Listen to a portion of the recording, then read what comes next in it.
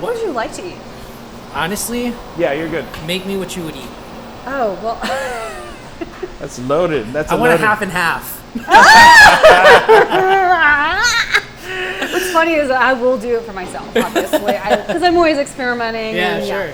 Gosh, I don't know. I mean, I like a vegetarian. Do you like pesto, white sauce, or red sauce? I am a white sauce or red sauce type of guy. Okay. I could do like a quatrain.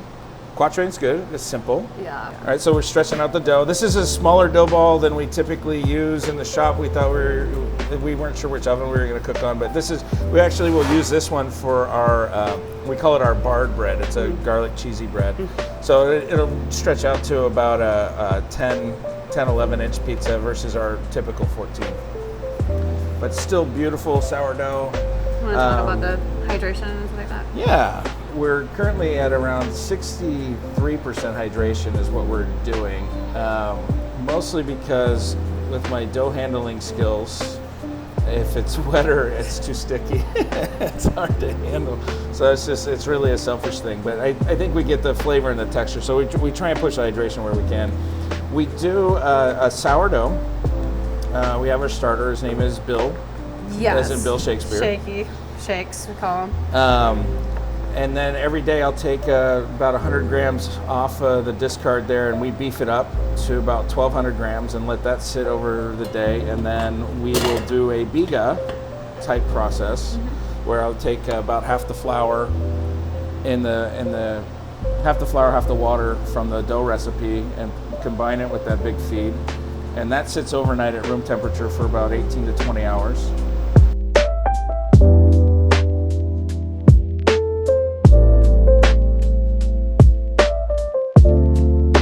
So this is what we call the quatrain. The quatrain is our simple vegetarian pizza. It's the big four, we call it. So it's olives, mushrooms, red onion, and green bell pepper. So a nice, seemingly simple flavor combination, but honestly, when you eat it, you're gonna be like, yes, this is it, this is it. We have a super veggie, and we thought we need to simplify it. Right. Remind me the name again. This one's the quatrain. Quatrain. And So- is there a Shakespearean reference to that? Yeah, so there's 4 quatrains and the Shakespearean sonnet. Just 4 little So we picked paragraphs, up if you the will. 4 ingredients. 4 was kind of our brainstorming. We had a few ideas, but we settled in on quatrain for the 4. So again, it's part of our education / pizza background. Was it hard to settle with one, with Much Ado About Pizza, or was that part of the dream? Because you could have named it a bunch of other things. The initial name, we had talked about the idea of pizzeria and having a pizza and sharing and love and together. It was pizza love. And we actually I think we still have photos where we did the little chalk outlines outside our house and we brought our parents in. And It was like pizza love debut, pizza love tasting, and we were all excited. And then we got into the realm of copywriting our business name, and Pizza Love is currently copyrighted by somebody in New Jersey. And God bless them. It's a fantastic name. They're brilliant. Now we're going to put it in our lovely conveyor. So you can time it out for us. And tell me about your oven, the good and the bad. So when we inherited the space, we inherited not the Turbo Chef, but it was an Ovention shuttle. And that one was, it was nice. It gave us the idea. It's ventless, so you see no overhead ventilation. It has virtually no grease emissions. We can't use any uncooked proteins, which is a drawback. It's a drawback. It's better for food handling because all the meat's cooked, so that's good. So you get sausage that's par cooked, or do you not have sausage at all? Our sausage is par baked. Our bacon is pre-cooked. So I mean, so there's drawbacks to that. The big drawback with having, especially with sausage, with par baked sausage, is just if I mix it myself and I put it on and raw and it cooks on the pizza, it's got the one I competed with. We took our sausage and mushroom Montague. And I did a raw sausage when I competed with it. The flavor is so much better. The fat drips into the pizza. It's so good. But it's still really good. I think we've done a lot of research on products. I really enjoy the fontanini that we use as a pre-baked sausage. So majority of the cooking. It's all it's in Pinger, so it's driving air down and up the bottom. So when it comes out, don't touch it. Don't touch it later. Yeah. But it's honestly pretty amazing tech.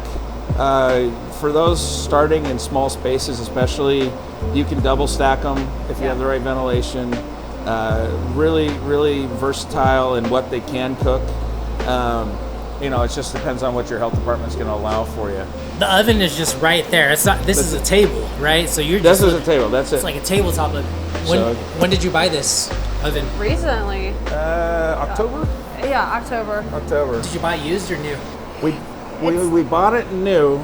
Long story short, whatever. It was new. It was crated. My brother runs a test kitchen.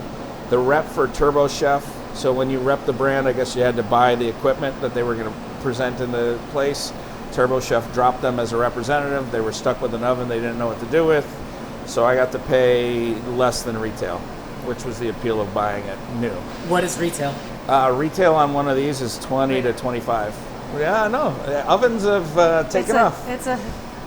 We looked at that rotating one at Rotoflex at Expo. Beautiful oven, great idea. We were like, wow, this is You can open it from multiple sides. You got all the Sourdough Willie has one, and he showed me that you could like put it in one side, and then the other person, you could be on and then pull it. Yeah.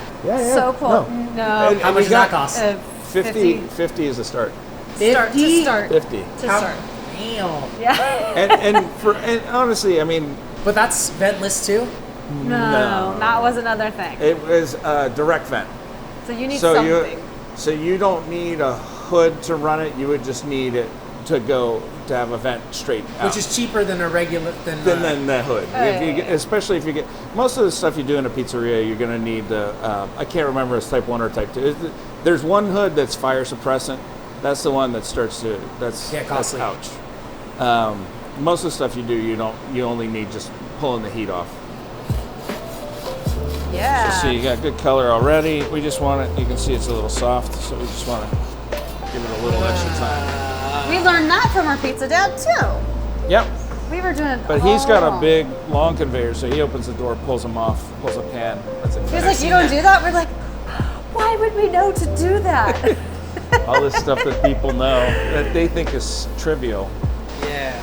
I mean, we did get lucky having long conversations with Chef Mark, like just chefy things. Not having worked, we worked in restaurants, but we never worked in restaurants to this capacity. Right. I was a bartender, waitress, stuff like that. Never a chef, or you bartender, you waited tables too. It's different. Yeah, and in our podcast, you had mentioned we were doing mobile catering, but you wanted a brick and mortar, and it's not like you had an experience opening a brick and mortar before, so you're learning on the fly. Totally. But it's so much better than having to go from place to place. I think we just hauling everything was taxing. Well, and from setting up the tent and setting up the ovens and getting the ovens to temperature, and then the wind blows and you're out there. We had a few events where we used the Gosney rock boxes. Sorry, Ooni. We do have an Ooni. We do have an Ooni. Thank you very much. We do. But when we started, we had the Gosney rock boxes, and you get a big gust, poof. Yep. And you're like, how come this pizza doesn't look like it's cooking enough? Oh, well, that's why. So it's just, stuff like that. We did.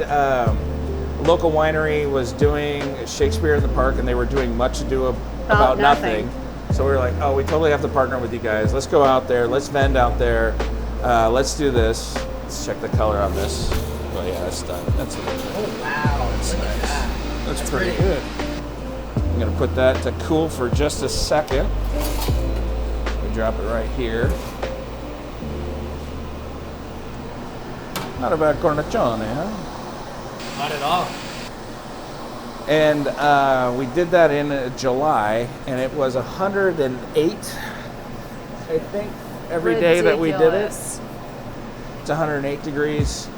People weren't coming out because it's 108 degrees. We were like, dude, we need to not be doing Have this. A brick and mortar, have some air conditioning, Yeah. Don't break your back as hard. Manja. But no, he usually takes over at this point. I can do this end, and our customers laugh. They're like, "Are you ever in that end?" I'm like, I do it, but he just naturally is better with like expediting, if that makes sense. 100%. People have their strengths. Yes. There you go. Let the little spin there. All right. Do we want to do a poll? Yeah, do a pull. Yeah. Whoops. Lost it a little bit. Should have let it cool a little longer. That's what happens. That's what happens when it's really hot. That's gonna be a great bite. Piping hot. Yeah. See the steam. It's fresh. That's nice. Look at that hole. Let's see that bottom. The undercarriage. Look Yeah. at that.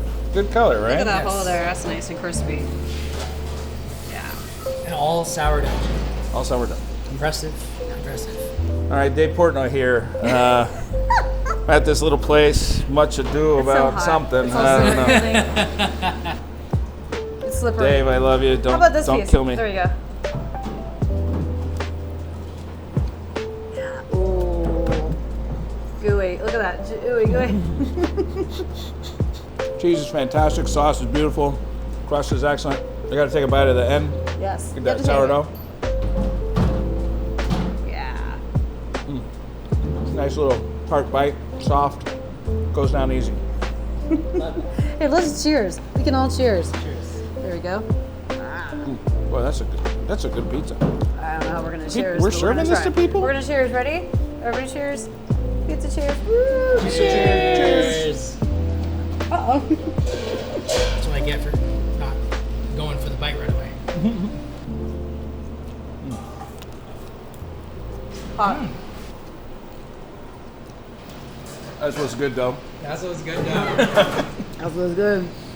The challenges of opening up a pizzeria. The good news about it is like Mark and Kira have gone through it all by like quitting their jobs and opening up this brick and mortar. They tell their story on the podcast, so check that out.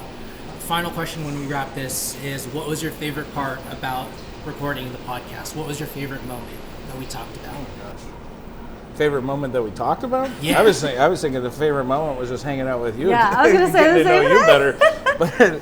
better. So hopefully, for me, just being able to share a little bit about the trials and errors and things that we, hopefully it inspires or doesn't discourage. I want to encourage people to be entrepreneurs, like take the leap, take the step. I hope our story, I mean, Open a pizzeria, maybe lot not of it. next door, but Yeah, you know. stay out of Pleasanton. Stay out of Pleasanton, okay? Zatterfee. Just say. Just hoping that something in what we said inspires.